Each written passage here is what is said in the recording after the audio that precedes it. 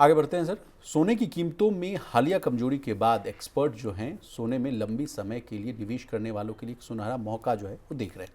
अक्टूबर में $4,381.5 प्रति ऑन्स के रिकॉर्ड स्तर पर पहुंचने के बाद अब सोना जो है 200 दिन की जो है मूविंग एवरेज से 23.1% जो है नीचे ट्रेड कर रहा है। जेफरीज के क्रिस्टोफर वुड ने अपनी ताज़ा रिपोर्ट ग्रिड एंड फियर में लिखा है कि मौजूदा स्तर पर सोने में और गिरावट आने पर इसे एक्यूमुलेट कीजिए, यानी उनके हिसाब से कहा जा रहा है कि जमा करने का एक अच्छा मौका है।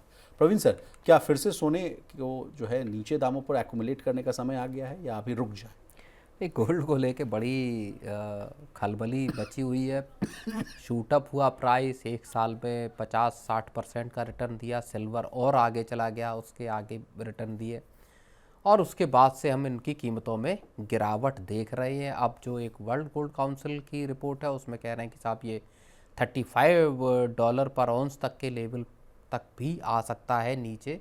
और फिर उसमें अलग अलग एनालिस्ट हैं, कुछ कह रहे हैं कि एक्यूमुलेट आप कर सकते हैं अगर लोअर लेवल पर ये और गिरावट अगर जारी रहती है जी।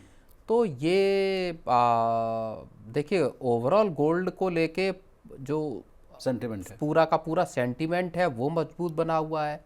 वर्ल्ड गोल्ड काउंसिल की ही रिपोर्ट बताती है कि 2025 में अब तक लगभग 200 टन गोल्ड की खरीदारी की गई है। जी। सेंट्रल बैंक्स अभी भी गोल्ड को खरीद रहे हैं, चाहे नहीं सर, मेरे पास कुछ और आंकड़े हैं। बिल्कुल। वर्ल्ड गोल्ड काउंसिल की आपने रिपोर्ट की बात की, वो कह रहे हैं कि ये लगातार 5वां महीना है जब गोल्ड ईटीएफ में जो निवेश है वो पॉजिटिव रहा है। और आज की भी बात की जाए सर, अगर आज IBJA के अनुसार देखा जाए तो आज भी सर 2,000 रुपये बढ़कर जो है सोना जो है 1,22,000 के पार है। चांदी भी 2,700 रुपये बढ़कर जो है 1.5 लाख के रुपये प्रति किलोग्राम के आसपास है सर। मतलब टू बी वेरी प्रिसाइज 1,51,000 के आसपास है सर।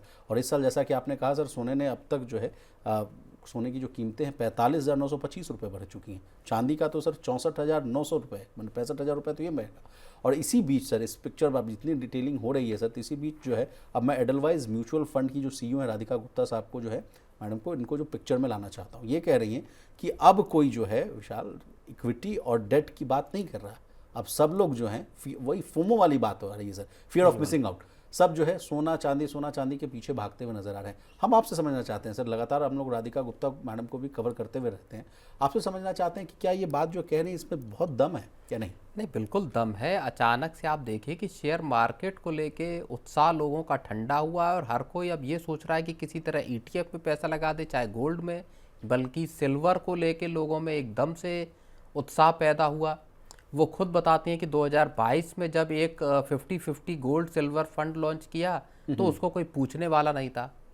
अब उसमें 25 करोड़ रुपए रोज का इन्वेस्टमेंट आ रहा है। कोई मार्केटिंग करने की ज़रूरत नहीं पड़ रही है। एक वक्त ये लगा था कि इसको बंद करना चाहिए, मतलब इस तरह की। तो वो ये फ्रेंजी एक तरह की क्रिएट होती है कभी स्टॉक्स को लेके। अब लग रहा है कि असली जो असेट है वो गोल्ड और सिल्वर ही है, यहीं सारा माल जो है वो बनने वाला है।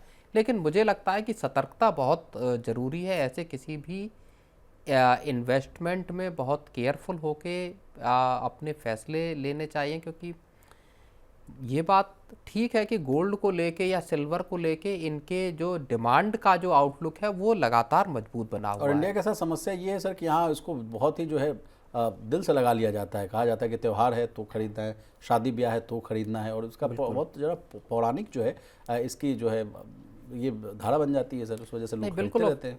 न केवल भारत में इमोशनल कनेक्ट है गोल्ड के साथ, बल्कि अब जो देख रहे हैं करीब 5-6 साल से कि दुनिया भर के जो सेंट्रल बैंक्स हैं उन्होंने भी अपनी पूरी स्ट्रेटजी बदल दी है जी। और इससे पहले गोल्ड कभी ऐसा जो तेज रफ्तार भागने वाला असेट था भी नहीं। अब जब से सेंट्रल बैंक्स अंधाधुंध खरीदारी करने में लग गए हैं तो गोल्ड के दाम जो है वो पूरी ग्लोबल मार्केट्स में भी बढ़ने लगे हैं जी। और उससे भारत में भी दिखाई ये देता है कि अभी जब धनतेरस आया था तो भले एक दिन का त्यौहार था, लेकिन लोगों ने 60-70 हज़ार रुपए का गोल्ड खरीद लिया, जबकि उस समय पीक पे था गोल्ड। सोना पीक पे था, तो लोगों ने इस बात की परवाह ही नहीं की कि कितने प्राइस पे ले रहे हैं। लेना है तो मतलब लेना है। इमोशनल और ट्रेडिशनल टच की वजह से लोग बिल्कुल। तो डिमांड का आउटलुक असल में गोल्ड का अभी भी मजबूत ही बना हुआ है कि लोगों की डिमांड है, सेंट्रल बैंक्स की डिमांड है, ज्वेलरी डिमांड है। रिच डैड पुअर डैड के जो लेखक है रॉबर्ट कियोसाकी साहब, वो भी कहते रहते हैं कि दुनिया का सबसे जो है खराब क्रैश आने वाला है, सब कुछ तबाह होने वाला है। और आपको बचाएंगे सोना चांदी और बिटकॉइन, इसलिए चुपचाप इसी में पैसा लगाइए। तो कई लोग हैं जो दो धड़े में बटे हुए हैं, कुछ कह रहे हैं कि नहीं भाई सब चीज़ छोड़िए, गोल्ड चांदी और ये बिटकॉइन ही असल में एक जो इम्बैलेंस क्रिएट हुआ पिछले 1-1.5 साल में, वो इम्बैलेंस क्रिएट हुआ मार्केट ग्लोबल। Versus gold. हाँ, ग्लोबल जो पूरा जो सिस्टम था, फाइनेंशियल सिस्टम, वो जो पूरी लड़ाई झगड़े दुनिया भर में दिखाई दे रहे हैं, उसकी वजह से अनसेटल हो गया। अमेरिकन जो टैरिफ का वॉर शुरू हुआ, उसने भी इसको, अब हुआ क्या कि मार्केट्स औंधे पड़े हुए हैं, जहाँ कोई पैसा लगाना नहीं चाहता, और उसके उलट अगर आप देखोगे तो सोना चांदी एकदम, नहीं तो मार्केट्स उसको बैलेंस कर सकते थे। जो गोल्ड और सिल्वर में जो एक फ्रेंजी क्रिएट हुई, उसको मार्केट भी हेज के तौर पर यूज किया जाता था सर। हाँ बिल्कुल। अब गोल्ड और सिल्वर हेज से कहीं ऊपर निकल गए हैं, तो बड़ा एक दिलचस्प किस्म का जो है वो हालात इस वक्त दिखाई दे रहे हैं।